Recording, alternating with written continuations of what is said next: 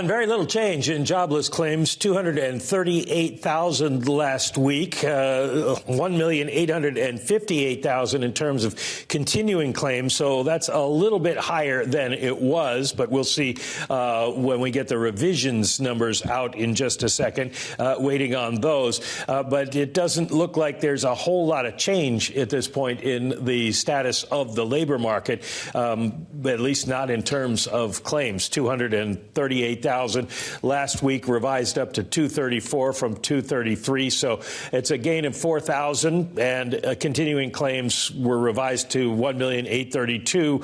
So we are up by about 25,000 on continuing claims. So it does look like a little bit of deterioration continues in the jobless claims area, but still very, very low. Just creeping a little bit higher, Lisa. We didn't see that deterioration in jolts yesterday at all, moving in a positive direction, but you see just a little bit of it there, just a little crack.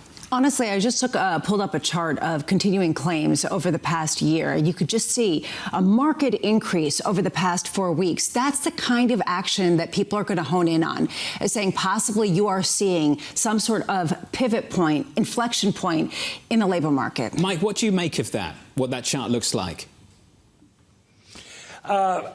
It is maybe a pivot point, but it's the kind of thing we're not going to know for some time, because we're going to have to see with jobless claims, they come out every week. So we're going to have to see if this continues or if it's a short-term thing. Now, we're getting into July. That's usually when the automakers shut down their plants for retooling, and we lose some workers to jobless claims on a regular basis. So that'll be a seasonal adjustment question coming up. So it's going to be kind of hard to tell from claims if we've reached that inflection point or not. That's why the Fed's going to be more interested in what's happening with the unemployment numbers than the claims numbers. Claims will give you a hint, but it doesn't really give you a definitive answer to where we are.